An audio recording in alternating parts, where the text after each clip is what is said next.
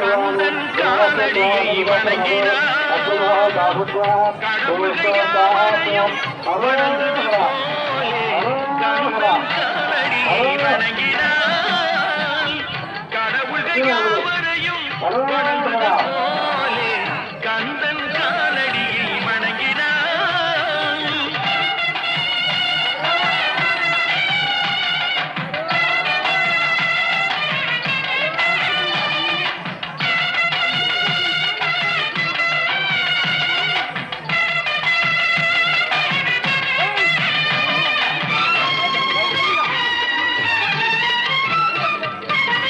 தந்தை பரவனுக்கு